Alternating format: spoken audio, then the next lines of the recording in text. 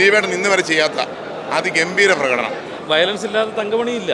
ദിലീപേട്ടൻ ഗംഭീരമായിട്ടുണ്ട്. എന്തായാലും സംശയം. പടം അടിപൊളിയായിട്ട് ചെയ്തിട്ടുണ്ട്. ഒരു പെയിൻ ഉണ്ട് ആ പടം കഴിഞ്ഞു കഴിഞ്ഞപ്പോഴത്തേക്കും. അദ്ദേഹം ചെയ്തു വെച്ചിരിക്കുന്ന ഏറ്റവും മികച്ച ഒരു കഥാപാത്രം തന്നെയാണ്.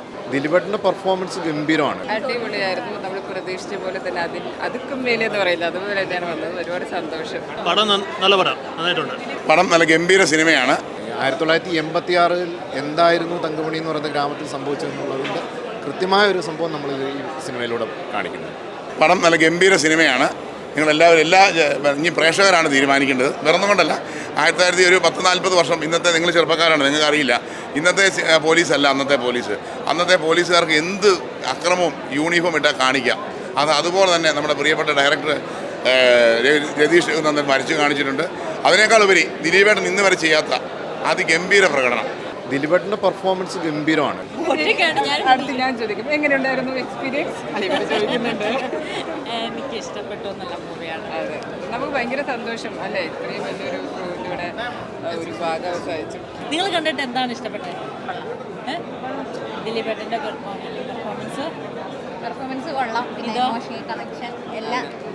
പടം ഇതൊരു റിയൽ ഇൻസിഡന്റ് ആണ്. ഇപ്പോൾ റിയൽ ഇൻസിഡൻസിലാണല്ലോ ഏറ്റവും അധികം കാഴ്ചക്കാരും എല്ലാം ഉള്ളത്.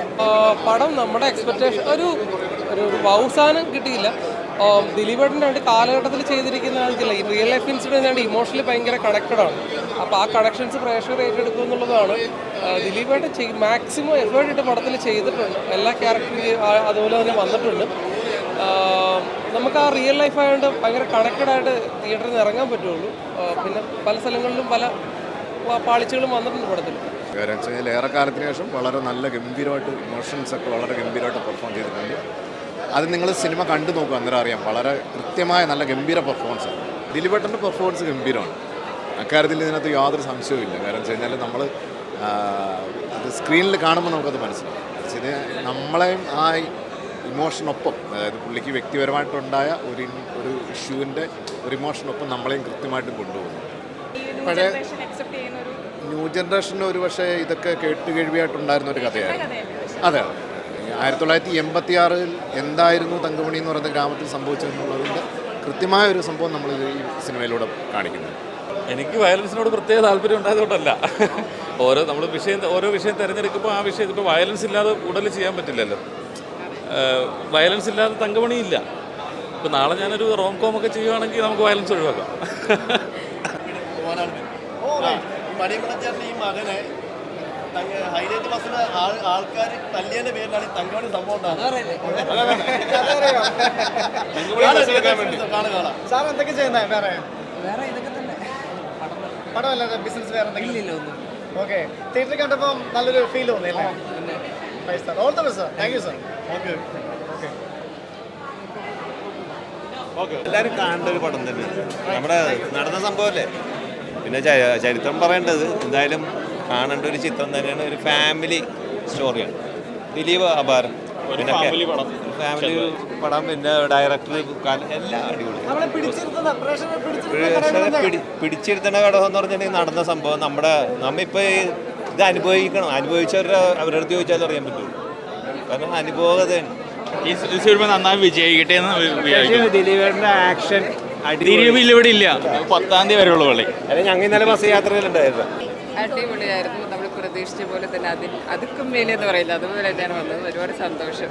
ദിലീപേട്ടൻ ഗംഭീരമായിട്ടുണ്ട്. എന്തായാലും സംശയം. ഒരു പഴയ കാലത്തെ കഥയാണ് റിയൽ ലൈഫ്. അതെ അതെ അതെ, കണ്ടിട്ട് ആ പഴയ കാലത്തെ കഥ, അത് കോസ്റ്റ്യൂം വൈസ് ആയാലും ആർട്ട് വൈസ് ആയാലും 86 ആ ഒരു അറ്റ്മോസ്ഫിയർ ശരിക്കും ഈ മൂവിയിൽ നിങ്ങൾക്ക് കാണാൻ പറ്റും. തിയേറ്റർ എക്സ്പീരിയൻസ് ചെയ്യണമെന്ന് പറയുന്നതും അതുകൊണ്ട് തന്നെയാണ്. നമുക്കൊരിക്കലും എന്താ പറയുക, നമ്മളെ തിരിച്ചാ 86 കാലഘട്ടത്തിലേക്ക് കൊണ്ടുപോവുകയാണ് ചെയ്തത്. അതിന് രതീഷ് സാറിനോടുള്ള താങ്ക്സ് എപ്പോഴും നമുക്കുണ്ട്.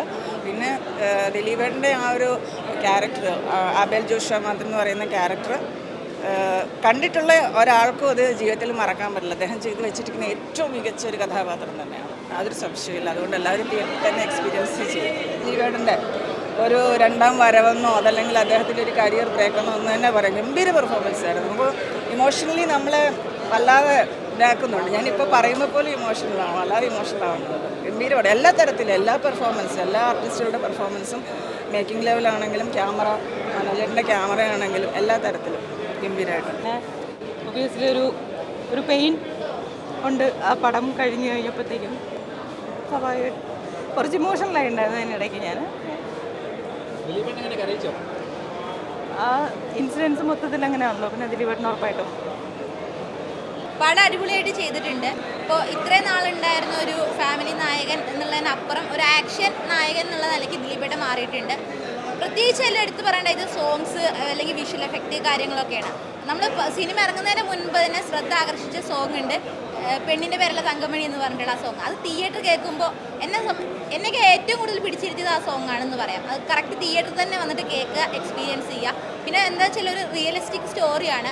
അതിപ്പോൾ എന്നെ പോലെയുള്ളവർക്ക് അല്ലെങ്കിൽ ഈ ഒരു തലമുറയിലുള്ളവർക്ക് കേട്ടറിയുന്നതിനേക്കാൾ കൂടുതൽ നമ്മുടെ നാട്ടിൽ നടന്നൊരു സംഭവം കണ്ടറിയാനുള്ളൊരു അവസരം കൂടിയാണ് തങ്കമണി. സോ അതെല്ലാവരും തിയേറ്ററിൽ വന്നിട്ട് തന്നെ എക്സ്പീരിയൻസ് ചെയ്യുക. പടം നല്ല പടം, നന്നായിട്ടുണ്ട്. ദിലീപേട്ടൻ നല്ല അഭിനയം, ഒരു എന്താ പറയുക, ഒരു ഗംഭീര തിരിച്ചു വരണം. നമ്മൾ പടം ഒരു എന്താ പറയുക, ഒരു റിയലിസ്റ്റിക് ആയിട്ടുള്ള പടമാണ്. പിന്നെ അതിൻ്റെ സ്ക്രിപ്റ്റ്, ഡയറക്ടർ എല്ലാം. എൻ്റെ പടം നമ്മൾ ഒരുപാട് തവണ തിയേറ്ററിൽ കണ്ടാണ്. പക്ഷേ പ്രേക്ഷകരോടൊപ്പം ഇരുന്ന് കാണുമ്പോഴും അതിനുശേഷം ഈ കണ്ടു കഴിഞ്ഞിട്ട് അഭിപ്രായം കേൾക്കുമ്പോഴും വലിയ സന്തോഷം. നല്ല വാക്കുകൾക്ക് വേണ്ടിയാണല്ലോ നമ്മൾ സിനിമ